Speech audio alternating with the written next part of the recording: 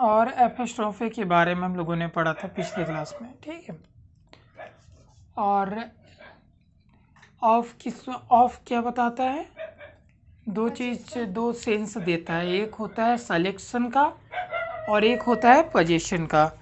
तो पिछले वीडियो में हम लोगों ने पढ़ा था कि कब सिलेक्शन का सेंस देता है और कब पोजीशन का देता है, ठीक है।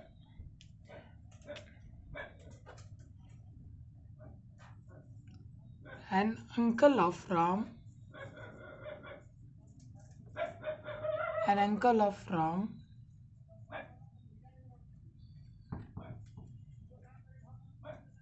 was ready to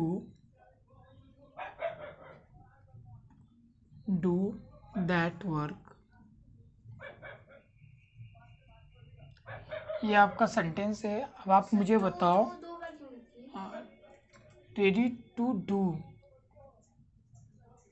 अब आप मुझे बताओ इनमें से यहाँ ये सेंटेंस सही है या कोई गलती है? अगर गलती है तो कहाँ है, और सही है तो कहाँ? सही है, राम गलत है। क्या होगा राम की जगह पे? एपोस्ट्रोफी एस होगा। क्यों? क्योंकि एन के साथ ऑफ आ रहा है, इसका मतलब ये सिलेक्शन को बता रहा है, ठीक है। यानी बहुतों में से एक, एन अंकल ऑफ राम्स, तो यहाँ पे क्या हो जाएगा? एपोस्ट्रोफी एस हो जाएगा। अब राम्स का मतलब क्या हो गया? यहाँ पे राम्स अंकल, अंकल क्या है? हिडन सेंस है, यानी यहाँ पे अंकल लिखा नहीं क्या है, लेकिन राम के अंकलों में ही बात हो रही है कि राम के बहुत सारे अंकलों में से एक अंकल, ठीक है। तो ये हो गया आपका, तो ये यहाँ पे गलत था, ठीक है। और अगर ये अगला है आपका, द फ्रेंड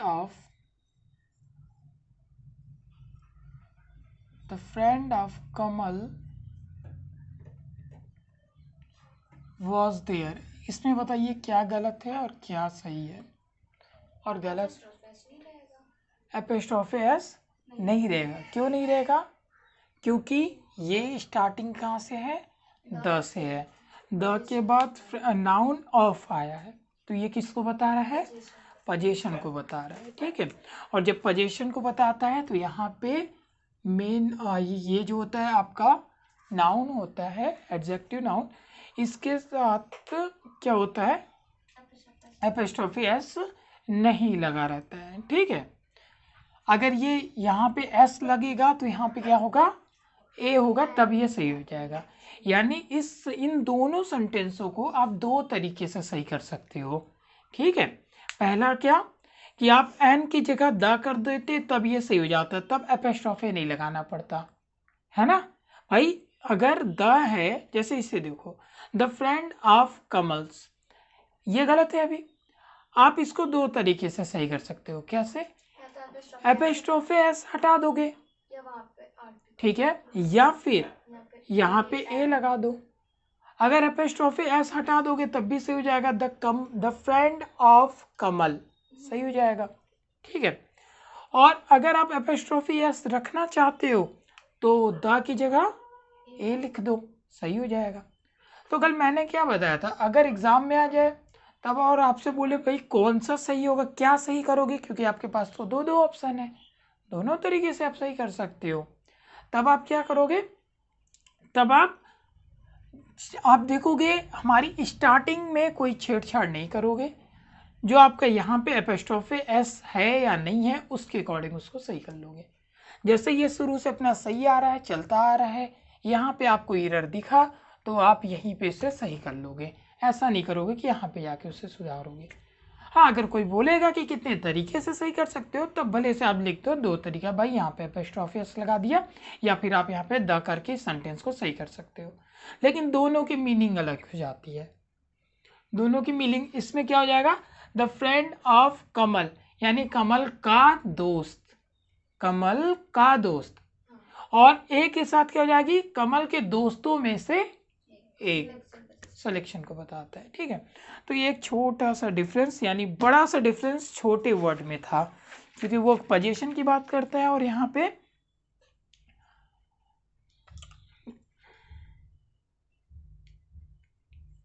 सही रहेगा कि बस स्टॉप पे ऐसे ही हटा है। हाँ, उसी को आप हटाओगे या लगाओगे, क्योंकि आगे से तो ये सही ही देता है। ठीक है, अगला, a father of Kamal, a father of Kamal has, a father of Kamal helped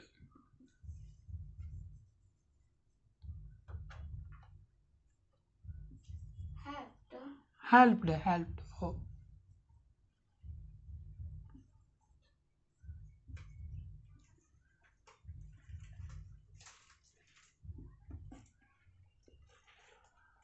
a father of Kamal helped her to do her work, यानी कमल के पिताजी ने उसकी मदद किया उसके काम करने में।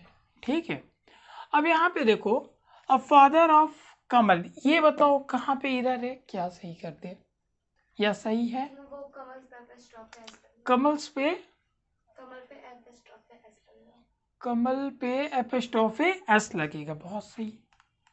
ठीक है, क्यों एस लगेगा? क्योंकि सिलेक्शन बता रहा है, सिलेक्शन बता रहा है। ठीक है, अब एक बार ध्यान से देखिए इस सेंटेंस को, क्या लिखा हुआ है, a father of Kamal's, selection किसको बताता है? अच्छा ठीक है, a father of Kamal's father, हाँ नहीं होगा क्योंकि ये गलत सेंस हो जाएगा। A father of Kamal's father, भाई यहाँ पे यही चीज होती है हिडन सेंस के साथ। हाँ, वो गलत सेंस है। तो ये बताओ इसकी मीनिंग क्या बन जाएगी? अगर ए के साथ आप सही करोगे तो बहुत सारे कमल के पापा हैं, उनमें से एक। ए क्या बताता है? आपके सिलेक्शन को बताता है। कैसा सिलेक्शन? ज्यादा में से एक। भाई बहुत सारे दोस्तों में एक, बहुत सारे अंकल होंगे, बहुत सारे अंकल होंगे राम के, उनमें से कोई एक हेल्प किया। बहुत सारे कमल के दोस्त होंगे, उसमें से कोई एक दोस्त किया। तो इसी तरह बहुत सारे अंकल के पापा होंगे, कमल के पापा होंगे, उनमें से कोई एक पापा हेल्प करेंगे। ये सेंस बनेगा ना अगर ए के साथ आप इसे करोगे तो। ए मतलब क्या होता है? बहुत में से एक। तो इसका मतलब ये एक यहाँ पे गलती से भी नहीं रखोगे। तो अब आप क्या सही करोगे? वहाँ पे ए हटा करके ये हटा के हमें द लगाना है। ठीक है, ये यहाँ पे द रहेगा।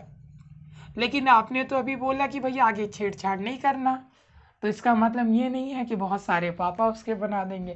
कहने का मतलब सेंस सही आना चाहिए, क्योंकि दो तरीका भाई, जब पहला तरीका हमारा गलत हो रहा है, जो जिसको हम लोग प्रायोरिटी देते हैं कि भाई हमें आगे छेड़छाड़ नहीं करनी, हम पीछे से उसे सही कर लेना है, तो जब वो हम लोग सही करने जा रहे हैं तो कहीं ना कहीं उसमें क्या हो रही है? गलती हो जा रही है, सेंस ही बहुत उटपटांग हो जा रहा है। इसीलिए हम आगे से उसे सही कर लेंगे। ठीक है, तो ये आपकी बात हो गई ऑफ सिलेक्शन और पोजीशन में। ठीक है, आई होप समझ में आई होगी ये बात। आप लोग इस पीडीएफ नोट्स से लिख लेना, आज हम नोट्स भेज देंगे ग्रुप में सबको। अब कॉन्सेप्ट नंबर 6 है इसी पे,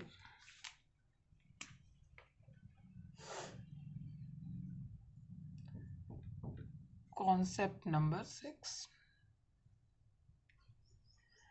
एपिस्ट्रोफे एस और राइस्ट कॉमा, यानी रेस्ट कॉमा। रेस्ट कॉमा के बारे में कभी सुना है कि नहीं? हाँ, रेस्ट कॉमा।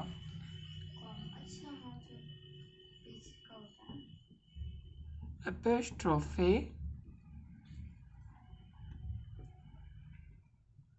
एस, ठीक है, एपिस्ट्रोफे एस और क्या होता है आपका?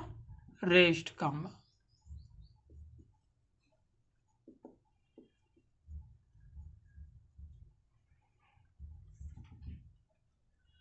ठीक है, रेस्ट कॉमा का साइन अभी मैं एक एग्जांपल लिखता हूं, फिर उसमें आप देखना। ठीक है, जैसे कि यहाँ पे मैंने लिखा एक सेंटेंस,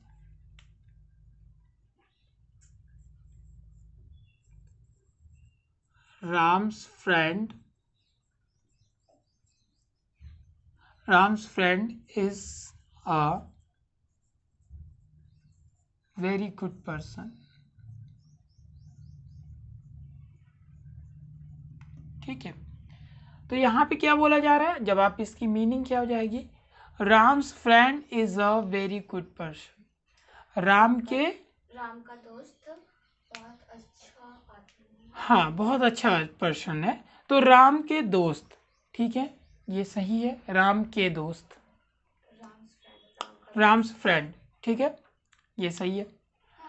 अगर यहाँ पे आप इस तरीके से लिखते हो, नहीं, ये तो सही है ना, द फ्रेंड ऑफ राम भी कर सकते हो और राम्स फ्रेंड भी कर सकते हो। ठीक है, अगर आप ये लिखते हो, he does not want to go there, he does not want to go there, ये वह वहां नहीं जाना चाहता है। तो यहाँ पे ये बताओ, इसको आप क्या ऐसे लिख सकते हो, he doesn't want to go there, ऐसे लिख सकते हो, he doesn't want to go there। ये does not को आपने क्या कर दिया, शॉर्ट फॉर्म में लिख दिया। ठीक है, doesn't आप सुने होगे, isn't सुने होगे, s लगा रहता है, it's सुने होगे। तो वहां पे हमने क्या किया, इसको एक तरह से शॉर्ट फॉर्म में लिख दिया। तो ये जो कॉमा आया, क्या ये एपोस्ट्रोफी एस है? नहीं। क्या ये एपोस्ट्रोफी वाला है, यानी अधिकार बताने वाला? ही डजंट वांट, डजंट यहाँ पे राम्स है और ये डजंट है, कहने का मतलब ये वाला जो कॉमा आ रहा है, ये आपके अधिकार को नहीं बता रहा है। ठीक है, ये आपके अधिकार को नहीं बता रहा है, ये क्या है, केवल शॉर्ट करने के लिए यूज किया गया सेंटेंस। हाँ, उसे मिला के शॉर्ट करने के लिए। हाँ, और रेस्ट मीन्स क्या होता है, रेस्ट मीन्स होता है उठा हुआ, और कॉमा यानी कॉमा आपका है, तो उठा हुआ कॉमा, इसी को अपन बोलते हैं रेस्ट कॉमा। ठीक है, क्योंकि कॉमा तो आप लोग नीचे भी ऐसे एक लगाते हो। ठीक है, और ये रेस्ट कॉमा होता है। इसी तरह हम लोग लिखते हैं, मैम लिखते हैं, मैम देखे होगे। हाँ, मैम में लगता है एम ए फिर रेस्ट कॉमा, मैडम रहता है, उनको मैडम ही बोलते हैं। मैडम को शॉर्ट में हम लोग क्या बोलते हैं, मैम, है ना, मैम आप लोग बोलते होगे, लेकिन हम लोग इसको कैसे लिख देते हैं, एम, तो ये क्या होता है, गलत होता है। ठीक है, सही सेंस ये है आपका। और ये क्या है, क्या ये एपोस्ट्रोफे वाला है, एपोस्ट्रोफे मीन्स अधिकार वाला, तो माँ पे एम का अधिकार हो जाएगा तब तो ये अजीब है सेंस इसका, उटपटांग है। तो इसीलिए ये क्या होता है, एक तरह से ये रेस्ट कॉमा होता है। ठीक है, तो ये होता है आपका एपोस्ट्रोफियस, और आपको वहाँ पे मीनिंग से समझ में आ जाएगा। ठीक है, वहाँ पे आपको मीनिंग, जब आप उससे पढ़ोगे, उसकी मीनिंग बनाओगे, तो आपको खुद समझ में आ जाएगा कि ये एपोस्ट्रोफे है या फिर रेस्ट कॉमा है। जैसे यहाँ पे समझ में आ रहा है, he doesn't want together go there, वो वहाँ नहीं जाना चाहता, तो यहाँ पे कहीं पोजीशन की बात हो ही नहीं रही है। हाँ, यहाँ पे हो रही है, राम के फ्रेंड एक अच्छा इंसान है, तो राम का फ्रेंड। ठीक है, तो ऐसे आप समझ जाओगे। अगला, इट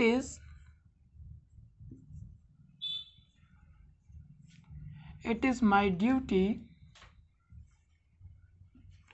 टू डू इट। एक आपने इसको इस तरीके से लिखा, it is my duty to do it, और एक आपने ऐसे लिख दिया, इट्स माई ड्यूटी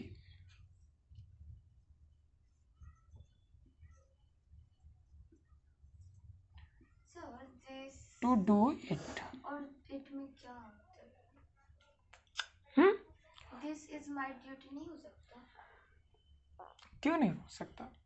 तो कोई डिफरेंस नहीं है दोनों में? है, वो हम लोग जब प्रोनाउन पढ़ेंगे तो उसमें इट्स का पूरा एक चैप्टर ही पढ़ेंगे, ठीक है। और दिस दैट दोस के बारे में भी हम लोग पढ़ेंगे, डिटेल में? हाँ, जब प्रोनाउन पढ़ेंगे, क्योंकि ये प्रोनाउन के पार्ट्स में है, तो प्रोनाउन जब हम पढ़ेंगे तो इनके बारे में इट दिस दैट डिटेल में हम लोग पढ़ेंगे, ठीक है।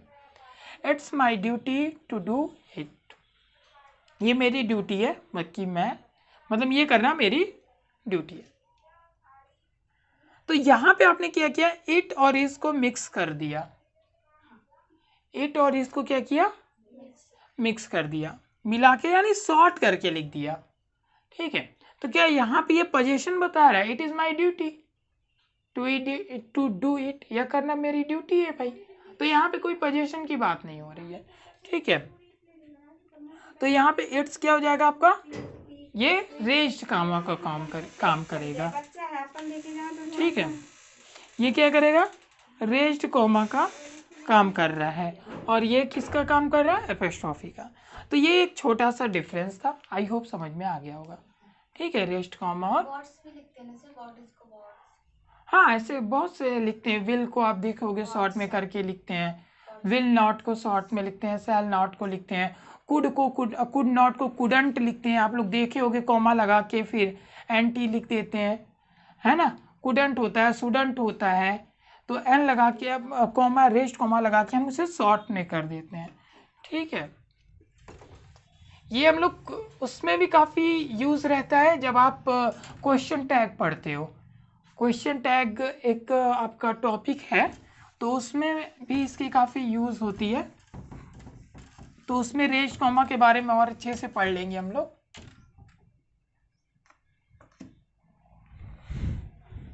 ठीक है। तो ये बात समझ में आ गई, और मैंने तो इरेज कर दिया है, चलो कोई बात नहीं। एपोस्ट्रोफी कॉन्सेप्ट नंबर अब 7 एंड लास्ट है, ये आपका पोजीशन का लास्ट होगा, और एपोस्ट्रोफी एस, और यहाँ पे एक हो गया Oxford comma,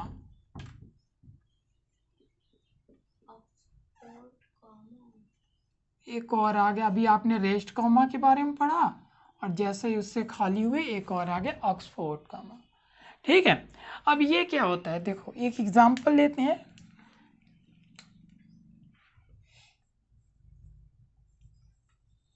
Ram and Karan's father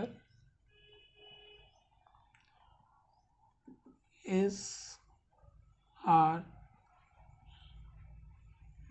ready to do his work। ये देखो, अब इस सेंटेंस को आप देखो और इसकी मीनिंग क्या बनेगी, दिस वर्क, राम और करण के पापा इस काम को करने के लिए क्या है, रेडी है, ठीक है। तो इसकी मीनिंग क्या बनेगी, राम एंड करण's फादर, एक कॉमन पोजीशन वाला केस है, देखो राम एंड करण है, इसके ऊपर लगा हुआ है एपोस्ट्रोफी एस, कॉमन पोजीशन वाला केस है ये। तो यहाँ पे इसका सेंस क्या बन रहा है कि दोनों के पापा एक ही हैं, ठीक है, दोनों के पापा एक हैं। तो किसकी बात हो रही है, क्या राम और करण की बात हो रही है, उसके पापा की बात हो रही है, इसीलिए यहाँ पे क्या होगा, इज होगा कि आर होगा, इज होगा, ठीक है। तो ये आपका सही जगह, Ram and Karan's father is ready to do this work, तो यहाँ पे आपका क्या हो जाएगा, इज हो जाएगा, सही, ठीक है। ये क्या होगा, आपका फादर है, और ये किसको बता रहा है, ये दोनों के पिताजी यहाँ पे सेम है, कॉमन पोजीशन है, ठीक है। अच्छा, ये तो आपने बोला कि राम और करण के पापा करने को रेडी है। अगर मान लो आपको ये बोलना होता कि राम और करण के पापा करने को रेडी है काम, तब दोनों का सेंस समझ लो। यहाँ पे क्या हो रहा है कि राम और करण के पापा हैं, राम और करण दोनों के पापा इस काम को करने के लिए तैयार हो गए हैं। लेकिन आपको अगर ये बोलना रहेगा कि राम एक कोई दूसरा इंसान है और करण के पापा, ऐसा होता है ना कि अरे वो राहुल आ रहा है और राजू के पापा आ रहे हैं, अलग अलग इंसान, समझ रहे हो क्या हम बोल रहे हैं? जैसे एक तो मान लो कोई राहुल नाम का लड़का है, मान लो एक मेरा फ्रेंड है राहुल, वो काम करने के लिए मेरा कोई काम है, मैंने बोला भाई ये कर दे, तो मैंने राहुल को बोला। फिर एक मान लो और मेरा दोस्त है मान लो एक और मेरा दोस्त है, ठीक है, और दीपक एक मान लो मेरा दोस्त है, तो मैंने बोला कि राहुल और दीपक के पापा इस काम को करने के लिए रेडी हो गए। तो एक तो राहुल काम कर रहा है और इसके साथ दीपक के पापा भी काम कर रहे हैं, यानी दो लोग मिल के काम कर रहे हैं। तब भी तो आप यही बोलते हो कि राहुल और दीपक के पापा काम करने के लिए रेडी हो गए हैं, वो आपका काम कर देंगे, राहुल और दीपक के पापा। तो यहाँ पे क्या बन रहा है सेंस, अलग अलग। जब लेकिन मैंने इतना डिटेल में बताया तब आप समझ रहे हो कि भाई राहुल कोई एक दूसरा लड़का है मेरा दोस्त, दीपक एक मेरा कोई दूसरा दोस्त है, तो मैंने बोला राहुल और दीपक के पापा इस काम को कर देंगे। तब आप समझ रहे हो कि भाई अलग अलग इंसान की बात हो रही है। लेकिन अगर मैं ऐसे बोलूं कि राहुल और दीपक के पापा काम करने को रेडी हैं, तब वहां पे आप कंफ्यूज हो जाओगे कि यार ये अलग अलग वाले हैं या फिर एक ही है कि राहुल और दीपक के पापा भाई कि दो भाई होंगे, ये वाला सेंस। राम और करण के पापा एक ही तो हैं। यहाँ पे कितने इंसान की बात हो रही है, एक। किसके, बस राम और करण के पापा। लेकिन जब आप मैंने ये दूसरी वाली चीज बताई कि राम एक दोस्त है, करण के पापा अलग हैं, अब कितने लोगों की बात हो गई, दो की। एक तो राम जो मेरा दोस्त है राहुल, और एक दीपक के पापा, दो लोगों की बात हो गई। तब ये कैसे समझोगे, तब ये कैसे समझोगे? तब यहाँ पे आप क्या यूज करोगे, एपोस्ट्रोफे एस की जगह, ये तो अपना सही है, यहाँ पे आप यूज कर लोगे ऑक्सफोर्ड कॉमा। अब ये हो गया आपका सही। अब यहाँ पे आपको थोड़ा सा रुकना है, अपने आप को रुकना है। अब ऐसे नहीं कि राम ऐसे इतना देर तक नहीं ऐसे बोल, बस बोलते बोलते वो देखो खुद जब आप बोलोगे ना तो खुद रुक जाओगे। जैसे हिंदी में बोलते हैं तो बोलते हैं राहुल और, हल्की सी हम लोग स्टॉपेज लेते हैं वहां पे, वो भले से पता नहीं चलता राहुल और उसके पापा आ रहे हैं, राहुल और दीपक के पापा आ रहे हैं, ये तो एक सेंस हो गया। राहुल और दीपक के पापा आ रहे हैं, तो वहां पे हल्का सा आप रुकते हो। तो उसी तरह Ram and Karan's father, Ram and Karan's father, Ram and Karan's father. तब अगर ये लग गया तब आप देख के समझ जाओगे ओ भाई इसका मतलब अलग अलग लोग हैं। ठीक है, अब क्या समझ गया देख के कि ये क्या है, अलग अलग लोगों की बात हो रही है। अब जब ये चीज आ गई तो मुझे ये बताओ कि यहाँ पे इस होगा कि आर होगा, आर होगा। क्यों आर होगा, क्योंकि अब कितने लोग हो गए, दो लोग हो गए, इसीलिए यहाँ पे आर हो जाएगा। ठीक है, इतनी बात समझ में आई कि नहीं? ठीक है, तो ये आपका लास्ट टॉपिक था, लास्ट कॉन्सेप्ट था पोजीशन का। लगभग हम लोगों ने 17-18 कॉन्सेप्ट पढ़ा है। 7 इधर के आपके हो गए ऑफ से रिलेटेड, और 12 कॉन्सेप्ट उधर के, 12 और 7 19 कॉन्सेप्ट हो गए, 19-20। और अभी तक नॉर्मल पोजीशन क्या था कि भाई अधिकार को बताता है, आप पढ़े थे ना इससे पहले, तो केवल अधिकार को बताता है। तो ये सब इसकी काफ़ी कुछ स्टोरी थी, कॉन्सेप्ट थे इसके बारे में। ये पोजीशन हमारा ख़त्म हुआ। ठीक है, आज हम लोगों ने दो चीज़ देखा नया, पहला एक रेस्ट कॉमा के बारे में और दूसरा एक एक्सपोर्ट कॉमा के बारे में। ठीक है, दोनों का अपना अपना अलग अलग काम होता है। चलो, अब जो अगला हमारा टॉपिक है वो है, तो इसे इरेज कर दें, नोट से आप लोग लिख लेना। ठीक है, ये ऑक्सफोर्ड कॉमा को ऑक्सफोर्ड कॉमा ही है।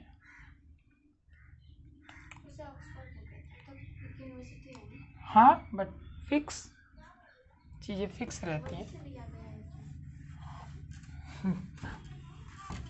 ना, इसके बारे में श्योरिटी नहीं है हमारी।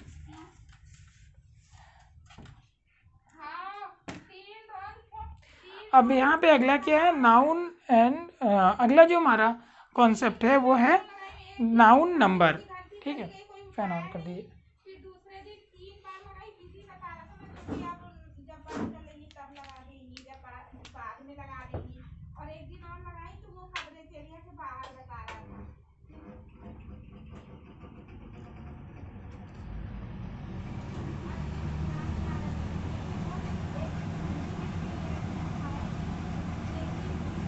अगला जो आपका टॉपिक है वो है नाउन नंबर। ठीक है, नंबर मतलब किसकी बात यहाँ पे आप करोगे? नंबर मीन्स यहाँ पे सिंगुलर और प्लूरल की बात करेंगे। वही तो नंबर होते हैं भाई, 1 2 3 4 5 6, यही तो आपके नंबर्स होते हैं। तो नाउन नंबर्स क्या होते हैं? एक आपका होता है सिंगुलर,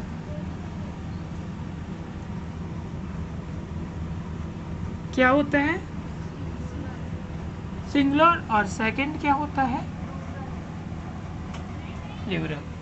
ठीक है, एक क्या होता है? सिंगुलर, और एक होता है प्लूरल। अब जो सिंगुलर प्लूरल हम लोग आप देखे होंगे, क्या सिंगुलर को प्लूरल ज़्यादातर एस लगा के हम लोग बनाते हैं, ज़्यादातर एस लगा देते हैं, गर्ल्स बॉयज़ करके, स्टूडेंट्स करके हम लोग एस लगा देते हैं। ठीक है, तो क्या सिंगुलर और प्लूरल सब में एस लगाने से वो प्लूरल बन जाएगा? या अपने मन से यार इसमें एस लगा के बना दो, इसमें ये करके बना दो, इसमें ये चेंजेस करके FES कर दो, IES कर दो, ऐसा क्या चेंजेस अपने मन से करेंगे? नहीं, ये रूल के अकॉर्डिंग या फिक्स होती है चीज़ें, अकॉर्डिंग टू नाउन। ठीक है, अकॉर्डिंग टू द नाउन, यानी ग्रामर के अकॉर्डिंग आप इसे चेंज करोगे। देखो जैसे कि यहाँ पे क्या है? बॉय, सिंगुलर क्या होता है? बॉय। बॉय का प्लूरल क्या बनेगा? बॉयज। तो भाई यहाँ पे एस लगा के बना दिया। गर्ल, गर्ल का प्लूरल क्या बनेगा? एस लगा के बना दिया। तो क्या हर जगह एस लगा के बना दें? जैसे यहाँ पे मैन, MAN, मैन, प्लूरल बनाना है तो क्या बनेगा? MEN बना, मैन। तो देख रहे हो यहाँ पे किसी और तरीके से प्लूरल बना, यहाँ पे आपका सेम चीज था SS वाला, और यहाँ पे आपका क्या हो गया? ई लग के प्लूरल बन रहा है। ऑक्स का अगर आपने प्लूरल बनाया तो क्या बन गया? ऑक्सेन करके प्लूरल बना, है ना? यानी यहाँ पे मैंने 3-4 लिखे और सब में अलग अलग आपको दिख रहा है। ठीक है, अगर मैंने ये किया, बेबी का बनाया, तब बेबी का प्लूरल क्या होगा? बेबीज हो जाता है ना। और चिल्ड्रन का चाइल्ड का, हाँ, बेबी का क्या हो गया? बेबीज हो गया। यानी ये देख रहे हो सारे चेंज हो रहे हैं। तो क्या ये अपने मन से हम लिख दे रहे हैं कि भाई किसी में EN लगा दिया, किसी में S लगा दिया, किसी में बीच में चेंज कर दिया, किसी में IES लगा दिया? क्या अपने मन से चेंज हो रहे हैं? नहीं, ये आपके ग्रामर के अकॉर्डिंग चेंज हो रहे हैं, नाउन के अकॉर्डिंग चेंज हो रहे हैं। ठीक है, तो ये आपको कैसे पता चलेगा? ये आपको कैसे पता चलेगा? आपको कुछ रूल्स भी हैं, उन्हें भी याद करना पड़ेगा, और नहीं तो आपके पास ग्रामर की बुक है, उससे आप याद करोगे। ठीक है, क्योंकि कितनी सारी यहाँ पे लिखेंगे, कितना लिखेंगे? आपके पास नोट्स हैं, आप उससे आराम से लिख के याद करोगे। ठीक है, इसके कुछ रूल्स होते हैं, वो जरूर हम लोग एक बार यहाँ पे डिस्कस करेंगे।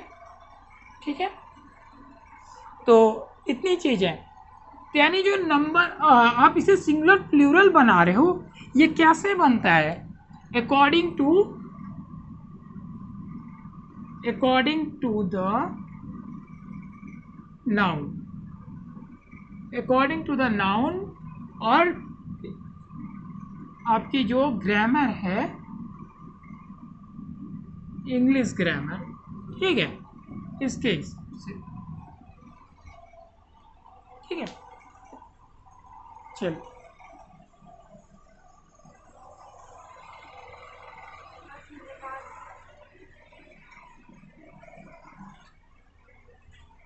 ये आपका पहला पॉइंट समझ में आया। आप इसे कॉन्सेप्ट नंबर 1 भी कह सकते हो। इसमें क्या आपने सीखा? कॉन्सेप्ट 1 में आपने क्या सीखा कि भाई जो नंबर नाउन होता है वो एक्चुअली हम लोग सिंगुलर और प्लूरल की बात करते हैं, नंबर्स की बात करते हैं। और कैसे बात करते हैं? सिंगुलर यानी जब हम किसी एक की बात करते हैं तो वो क्या होता है? सिंगुलर होता है। जब हम लोग एक से ज़्यादा की बात करते हैं तो वो प्लूरल होता है। और इसके बाद क्या हम ये सिंगुलर और प्लूरल अपने मन से बनाते हैं? नहीं। इसके लिए हमारे ग्रामेटिकल रूल्स भी हैं और आपको कुछ याद भी करने पड़ेंगे, क्योंकि जो आप लोग ग्रामेटिकल रूल लगाते हो कहीं ना कहीं वो फ्लॉप भी हो जाते हैं आगे जाके। सिर्फ नाउन के प्रोनाउन बनता प्लूरल बनता है हाँ, और किसके? और कब प्रोनाउन में नहीं बनता, नहीं बन सकता ना। तो यहाँ पे क्या होगा, तो ये आपको याद करने पड़ेंगे। क्यों? क्योंकि ग्रामेटिकल रूल तो होते हैं, जैसे कि आप ज़्यादातर एक्स लगाते हो, अगर लास्ट में ये क्या है आपका वाई है, ये क्या है वाई है, वाई से पहले क्या आया है बी, बी क्या है वोवेल है कॉन्सोनेंट है? कॉन्सोनेंट है। तो जब भी वाई से जस्ट पहले कोई कॉन्सोनेंट आएगा तो आप वाई को हटा के क्या लगा दोगे? आई ई एस लगा देते हो। ये एक आपका रूल है, ठीक है। और यहाँ पे देखो, यहाँ भी लास्ट में वाई है, वाई से पहले क्या आई हुई है? ओ। वाई में वाई से पहले क्या आई हुई है? ओ क्या है वोवेल कॉन्सोनेंट? वोवेल है या कॉन्सोनेंट? वोवेल है।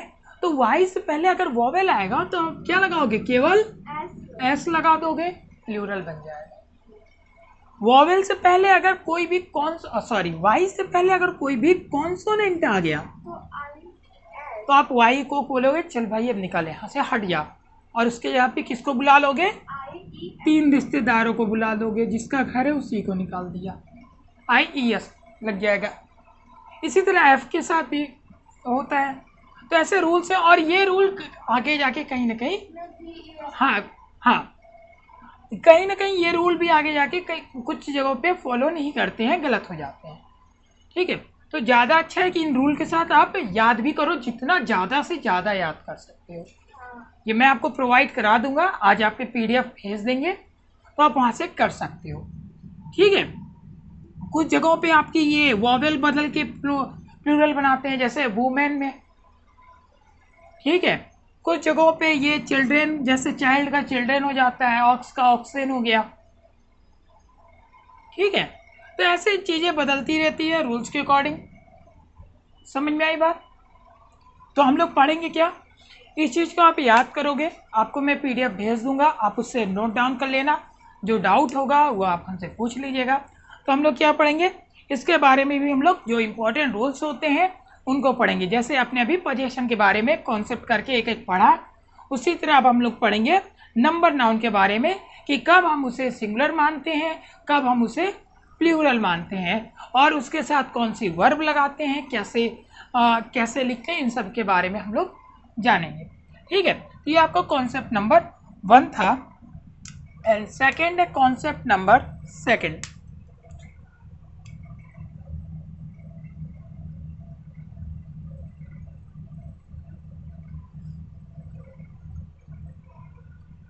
कॉन्सेप्ट नंबर 2 ये क्या है?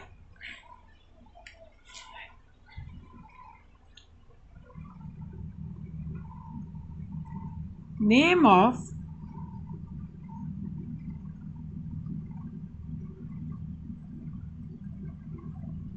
एनीथिंग। किसी भी चीज का जब हम नाम की बात करते हैं, किसी भी चीज के अगर नाम की बात करते हैं तो उसके साथ क्या लगता है?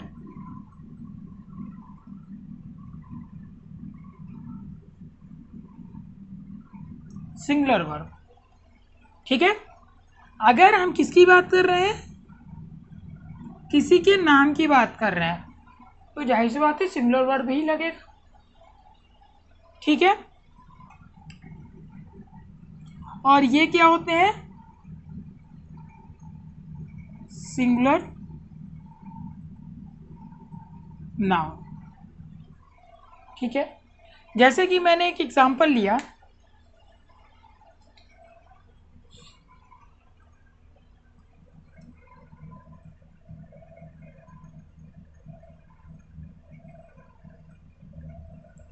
Mathematics is an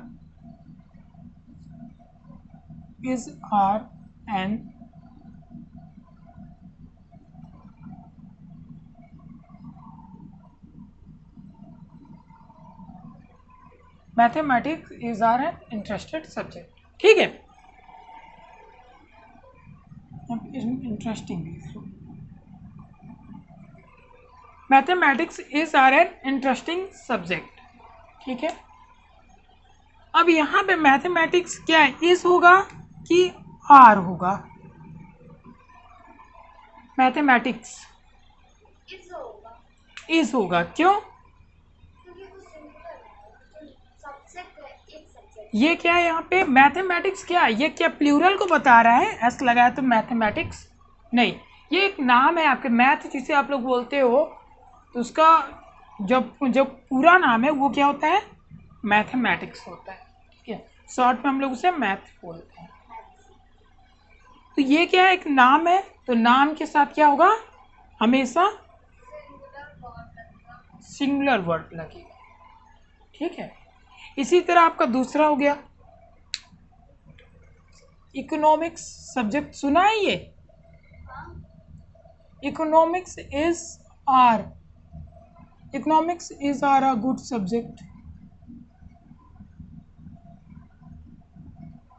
economics is are a good subject. यहाँ पे क्या होगा, यहाँ पे भी इज लगेगा, लेकिन ऐसा देख के लग रहा है कि ये प्लूरल हो सकता है, इकोनॉमिक्स मैथमेटिक्स एस आ रहे हैं, तो इसका मतलब ये नहीं कि ये प्लूरल बता रहा है। ये क्या है, एक नाम है सब्जेक्ट के आपके, ये क्या है, सब्जेक्ट्स के नेम है, मैथ्स, इकोनॉमिक्स, तो इनके साथ हम क्या करेंगे, इज ही लगाएंगे। ठीक है, सोशल साइंस के साथ क्या लगता है, इज या आर? इज ही लगेगा। क्योंकि इसमें तो फिर अब ढेर सारे पार्ट होते हैं। नहीं, वो एक सब्जेक्ट का नाम है ना। ठीक है, जब सब्जेक्ट का जो नाम होता है उसके साथ हम लोग इसका यानी सिंगुलर वर्ब का यूज़ करते हैं, इसीलिए ये हमारा कॉन्सेप्ट नंबर सेकेंड है, नेम ऑफ एनीथिंग्स। किसी भी नाम के साथ हम लोग सिंगुलर वर्ब लगाते हैं, और ये जो होते हैं ये सिंगुलर नाउन होते हैं। अब जाहिर सी बात है, जब नाउन आपका सिंगुलर है तो हेल्पिंग वर्ब भी सिंगुलर होगी। कुछ जगहों पे हम प्लूरल भी यूज़ करते हैं, वो हम लोग अगली क्लास में देखेंगे कि कब हम इन ऐसे ही जो नेम्स ही रहेंगे, सब्जेक्ट नेम ही रहते हैं, और वहाँ पे उसको हम प्लूरल की तरफ यूज़ करते हैं, तो वो हम आगे देखेंगे। आज के लिए इतना, ठीक है।